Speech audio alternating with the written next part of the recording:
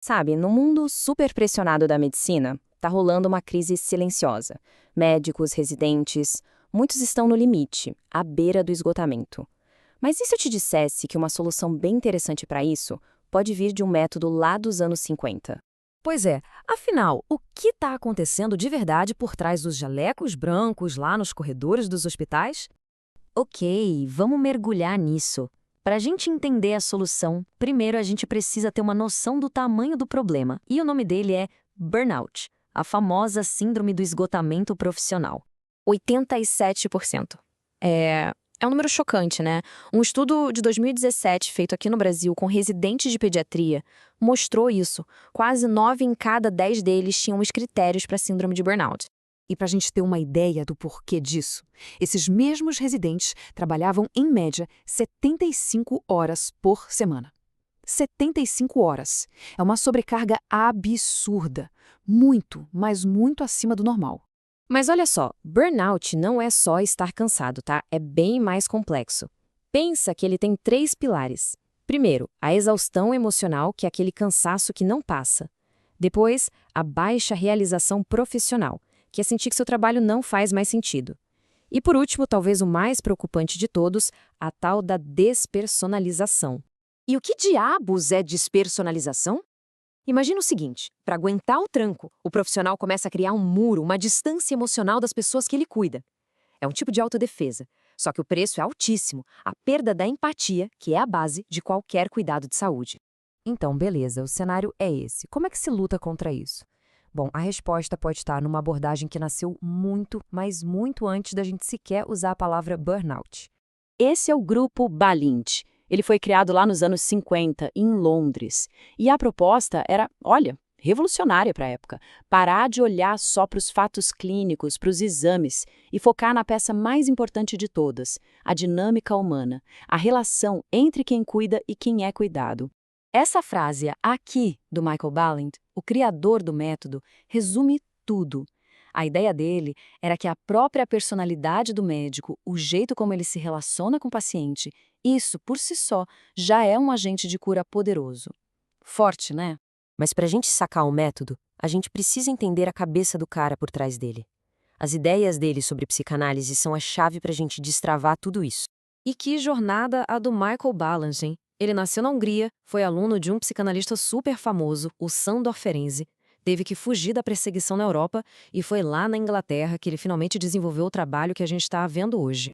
E aqui tem uma virada de chave na teoria dele. Sabe o Freud que dizia que o bebê primeiro se ama, o tal do narcisismo primário? Pois é, o Balint olhou para isso e disse, acho que não é bem assim. Ele propôs o amor primário.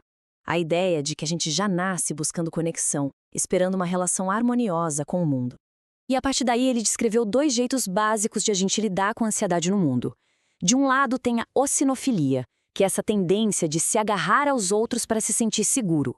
Do outro lado, a filobatia, que é justamente o contrário, a pessoa que prefere a distância, que se sente segura nos espaços vazios, sabe? Aquele médico que só se comunica por jargão técnico, um belo exemplo de filobatia. Beleza, a teoria tá aí. Mas e na prática? Como é que essas ideias viram uma sessão de um grupo Balint? A dinâmica é bem diferente. Um médico chega e conta um caso difícil, mas sem nenhuma anotação. Tudo de cabeça. Isso é para puxar a memória emocional. E aí, o grupo não tenta resolver o caso clinicamente. Não, o papo é sobre o que aquele caso despertou em cada um. As emoções, as reações. O objetivo não é um diagnóstico para o paciente, mas sim uma nova percepção para o médico. Certo, agora é a hora de amarrar todas as pontas. Afinal, o que um método de 70 anos atrás tem a ver com a crise de burnout que a gente vive hoje? Vamos voltar para aquele sintoma-chave do burnout, a despersonalização. É a perda da conexão humana. É a empatia indo pelo ralo. Agora vamos colocar isso lado a lado com a ideia central do Balint, o amor primário, aquela nossa necessidade fundamental de conexão.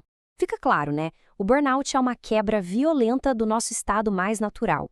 É uma desconexão forçada. E o pior é que isso se torna, como a própria pesquisa diz, um círculo vicioso. A despersonalização leva a relações piores, o que aumenta o estresse, o que aprofunda ainda mais a despersonalização.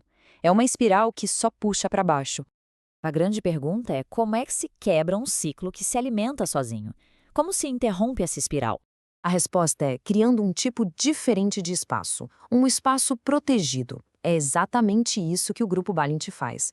Ele funciona como um disjuntor, um lugar seguro para ser vulnerável, para compartilhar as dificuldades e, o mais importante, para reaprender a ver os pacientes e a si mesmo como seres humanos de novo. É o antídoto direto para a despersonalização. Para a gente fechar, fica uma reflexão. O trabalho de Balint nos lembra de uma coisa, que em qualquer profissão de cuidado, a técnica é fundamental, claro. Mas talvez a ferramenta mais poderosa de todas seja a capacidade de compreender o outro e de compreender a si mesmo. E essa talvez não seja uma lição só para os médicos.